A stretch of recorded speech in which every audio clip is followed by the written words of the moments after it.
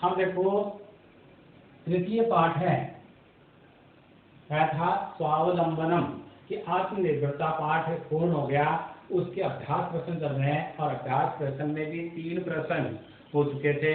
अब चौथा प्रश्न कि मंजूषात है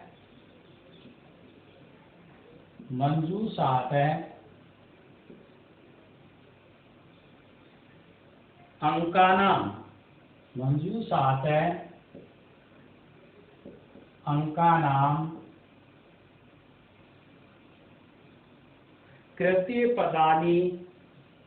कृते पदानि चिन्नुत। मंजूषात है अंकानाम कृते पदानि चिन्नुत। अब मंजूषा दी है नीचे कि जिसमें संख्या वाची पद दिए हैं इस मंजूषा में, तो 44 पहली संख्या है 44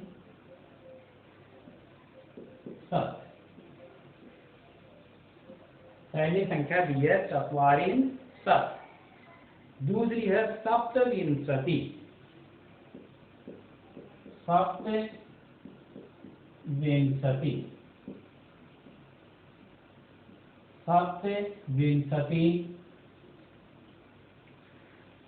एक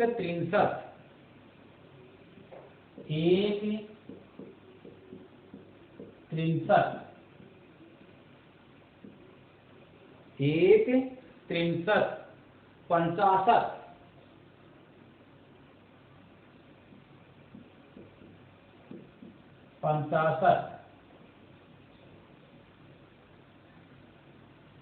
अष्टाविंशति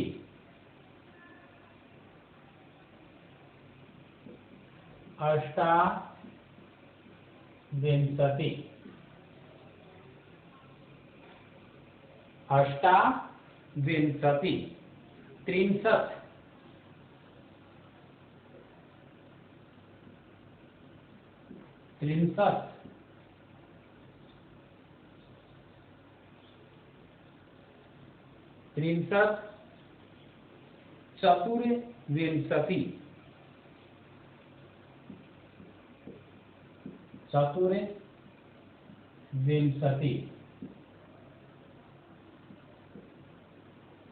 ये संख्याएं दी गई है मंजूषा में। अब इसमें जो संख्या मंजूषा में दी गई है उसी प्रकार से लिखा है। ये 28, 27, 30,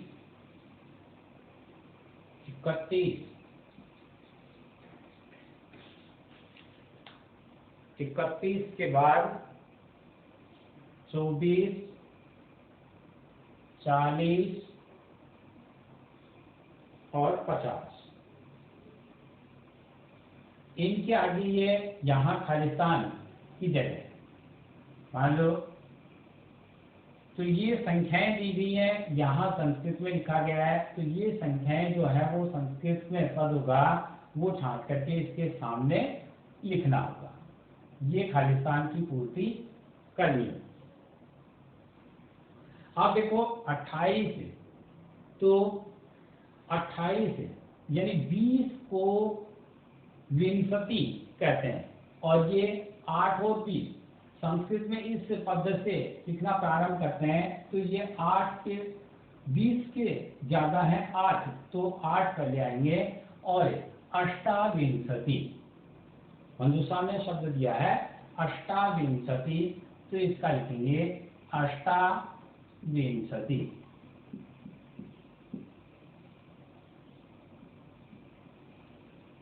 अष्टाविंशति और 27 को कहेंगे सप्तविंशति।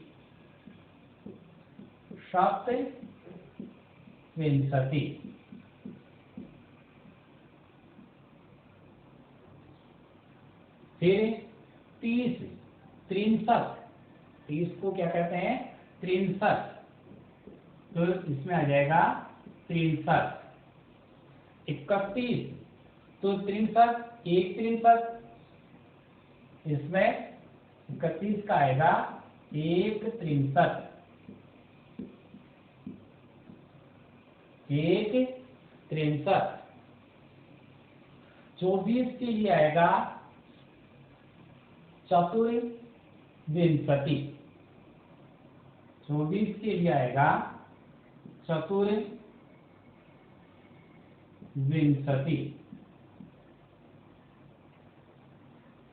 24 के लिए होगा चतुर्विंशति।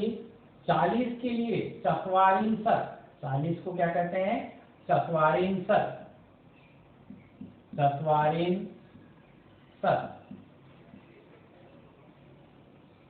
और 50 को कहेंगे 65, 65।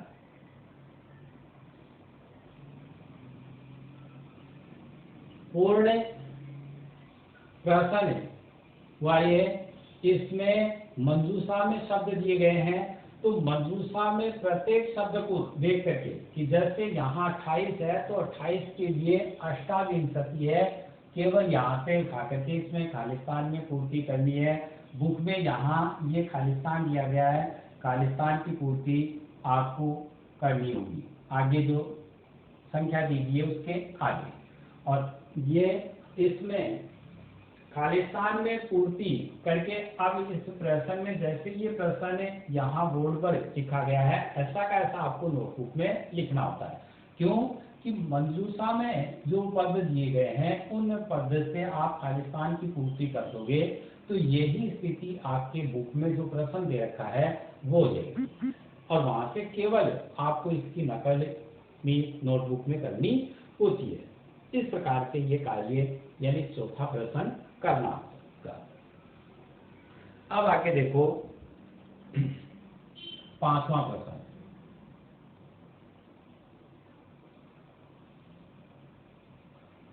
5वें प्रश्न में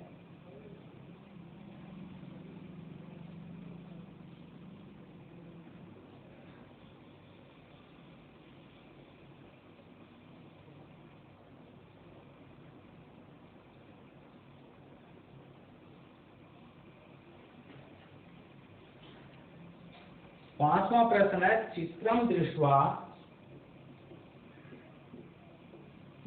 चित्रम दृष्ट्वा, चित्रम दृष्ट्वा मंजूषातः पदानि, मंजूषातः पदानि, मंजूषातः पदानि च प्रयुज्य, च प्रयुज्य, च प्रयुज्य वाक्यानि, प्रयुज्य वाक्यानि चित्रम दृष्ट्वा मंजूषातः पदानि च प्रयुज्य वाक्यानि रचयत, वाक्यानि रचयत। चित्रम दृष्ट्वा मंजूषातः पदानि च प्रयुज्य वाक्यानि रचयत। अब मंजूषा में पद दिए, उससे पहले इसमें प्रश्न में चित्र भी दिया गया है। तो यहाँ कृषका, कृषका,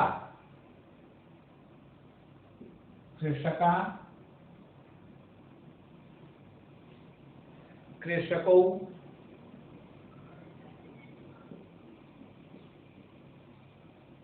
कृषका है, कृषकौ एते धान्यम्, एते धान्यम्, एते धान्यम्, एषः कृषकः, एषः कृषकः, एषः कृषकः, एतौ एतौ क्षेत्रम्, एतौ क्षेत्रं कर्षति, कर्षति, कुरुतः,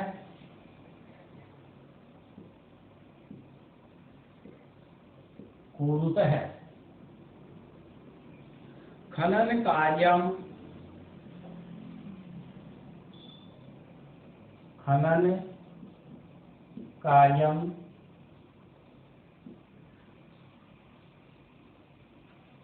रोपयन्ति,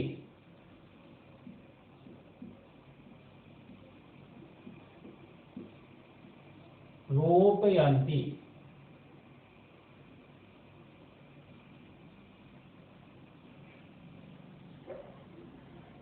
रोपयन्ति। अब इसमें कि चित्रं दृष्ट्वा मंजूषाते पदानि च प्रयुज्य वाक्यानि रचयते, कि मंजूषा में दिए हुए पदों को का प्रयोग करते हुए वाक्य रचना कीजिए।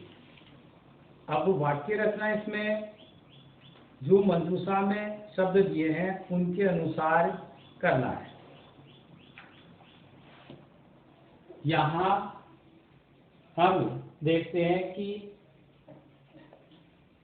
प्रश्न 5 में चित्र दिया गया है और इस चित्र के नीचे शब्द दिए गए हैं।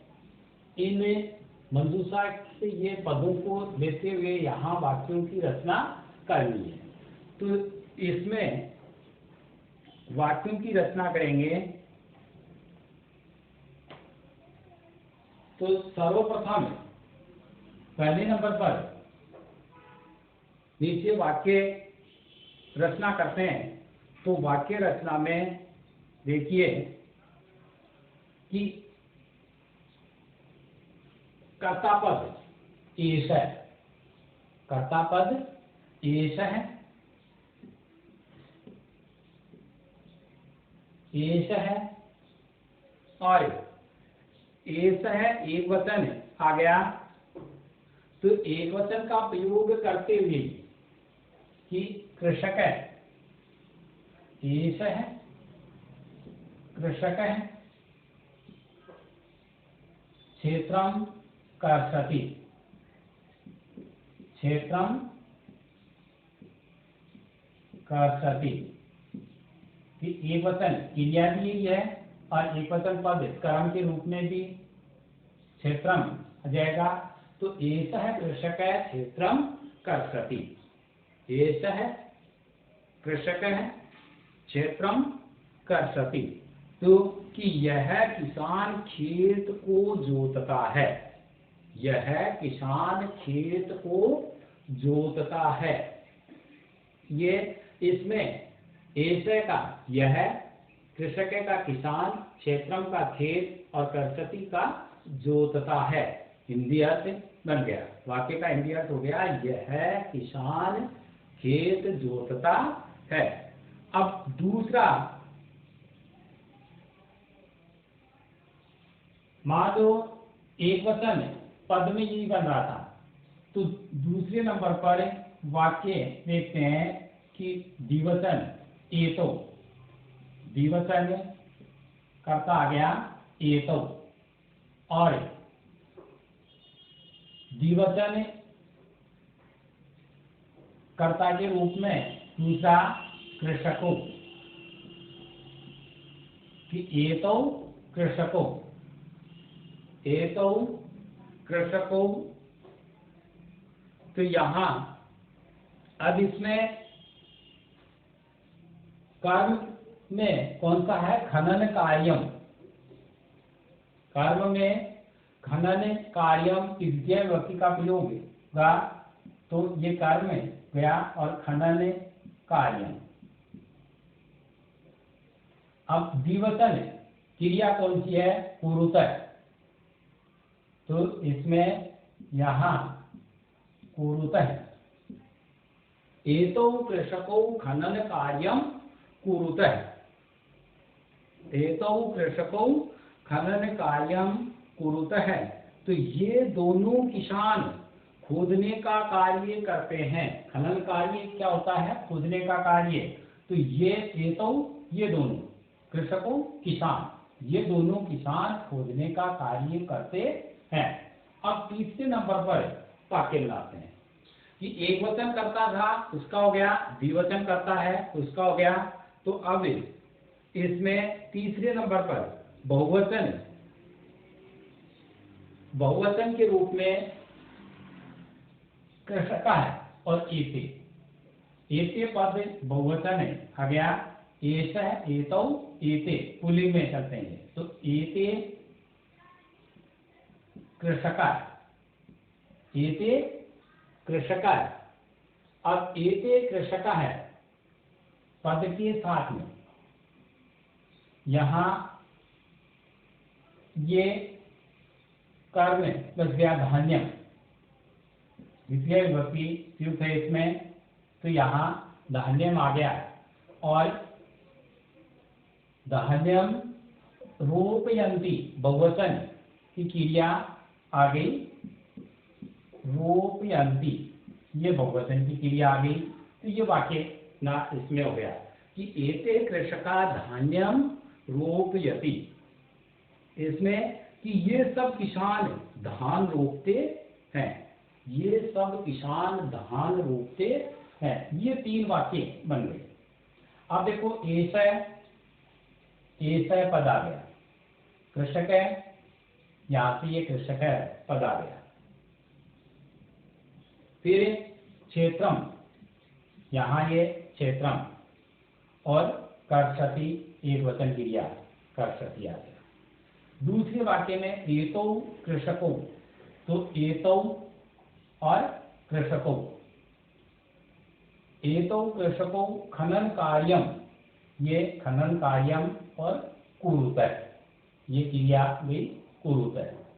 अब इसमें तीसरे में एते कृषका है और धान्यम रोपयति, रोपयन्ति क्रियापद आया। तो इस प्रकार से ये इसमें संपूर्ण जो शब्द दिए थे मंजूषा में सबके द्वारा यहाँ इन तीन वाक्यों की रचना हुई है। इन तीन वाक्यों की रचना से रचना इन जो मंजूषा में पद दिए हुए हैं इनके द्वारा होगी। तो इस प्रकार से ये आपको पांचवा प्रश्न करना है। चित्र न करके केवल जैसे बोर्ड पर इस प्रकार से बताया गया है ऐसे ही इस प्रश्न को करना। केवल मंजूषा लिखनी है और मंजूषा के नीचे ये तीन खालिस्तान में पूर्ति करके ये तीन वाक्य जो बनते हैं ये आपको लिखने हैं। तो नीचे अब देखेंगे आज का गृह कार्य कि गृह कार्य में प्रश्न